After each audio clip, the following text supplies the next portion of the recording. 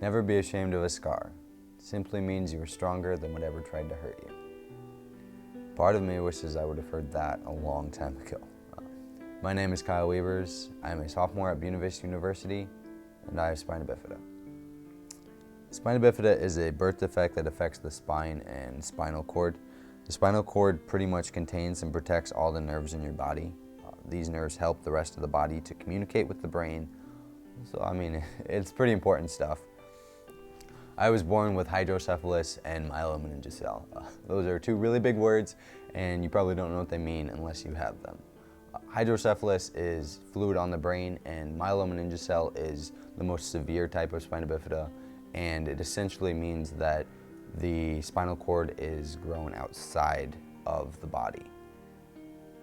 When I was only 24 hours old, I had my first surgery to close the hole in my back and basically put my spinal cord and nerves back where they belonged. But unfortunately, life isn't that simple. Just because they put the nerves back where they were supposed to be didn't mean that they functioned or communicated the way they were supposed to. And because of that, I have nerve damage pretty severely. I can't feel my left foot at all. Before I was born, the doctors told my parents that there was a 1% chance of me being born alive, and if I was born alive, the doctor said that I most likely wouldn't be able to walk, talk, do pretty much anything that most people take for granted. And I'll never forget this because my mom told me the story about how she wanted me to learn how to play the piano, and my dad wanted me to learn how to play baseball. And when they heard that news, both of those dreams were put on hold. They just wanted their baby to be born alive.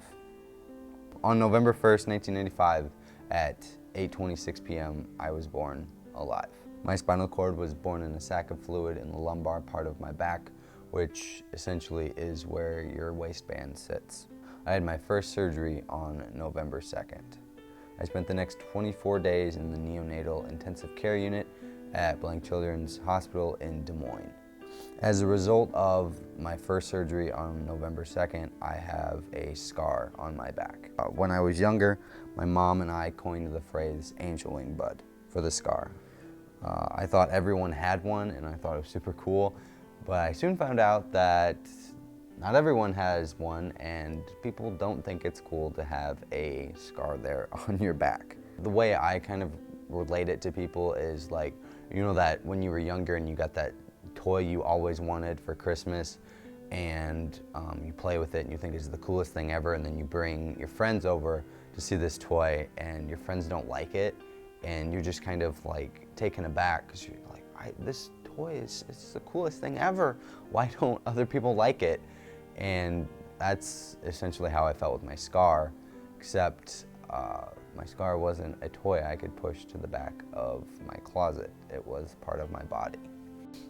When I was little, I always tried to go to the pool, and that was something that became increasingly harder for me because of my scar, because it sits right there on my waistband. And when I would go to the pool, I'd always hear kids say to their mom, "What's wrong with his back?" or why is that weird thing on his back? And you know, my scar was something I had taken pride in up until that point because I thought it was super cool, and these people that were downgrading it made me want to hide it from the world because they didn't appreciate it. So I stopped going to the pool, and I actually didn't learn how to swim until I was 16 because I just hated going to the pool. And most of my life I spent hiding my scar. So, you know, I didn't run around with my shirt off outside, and I always had my pants pulled up above my scar, so in case my shirt came up, people wouldn't be able to see my scar. And it was just very hard for me to hide something that I thought was so cool. But as I came to college, and I figured a fresh start meant that I could once again take the pride that I once had in my scar and in my spina bifida. So that's what I did. I told people about my scar, I told people about my spina bifida. And they accepted that. They accepted me for who I was, and they accepted my scar and my spina bifida because it was part of me and it's what makes me unique.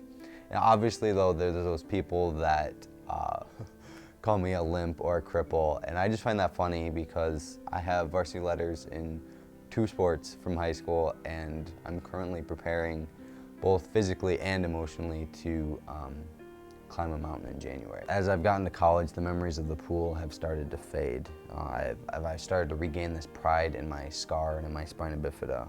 Shortly after I came to college, my mom asked me if I wanted plastic surgery to fix the scar on my back, and I immediately told her no. But the more I thought about it, I thought, you know, if she had asked me that 3 years ago or even 3 months ago, I probably would have said yes. And it's, you know, just looking back on that, had I said yes, I would have removed something that is a huge part of me and makes me who I am. People often say college is a time to find yourself, and I totally agree with that, because coming to college I was able to regain my self-pride and realize how awesome and amazing my situation is. As a student at BV, the story of Old Main is something that gets told to you a lot throughout your time at college. And Old Main was the main building on campus at that time, and it burned down and took most of the other buildings with it, and the only thing that was left was the bricks from the main entryway. And so from that, BV has created the Arch. And I just relate to that story a lot because you know, when most of the campus burned down, people didn't think BV was going to survive. They thought it was going to crash and burn, and that's the same way the doctors thought with me. You know, they saw this myelomeningocele hydrocephalus on this fetus, and they're like, he's not going to make it. He's, you know, even if he does make it alive, he's not going to be able to do much. And so the fact that BV is now a reputable institution and I'm a functioning human being just kind of is how I relate to that story so well. The other day, as I was walking back from class, actually, I stopped and I looked at the Arch, and there was just part of me that had to smile because I realized how similar in shape my scar and the Arch are, and I just had to smile because a lot of people may think that my scar and the Arch is a sign of fear and hurt, but really it's a sign of strength and hope.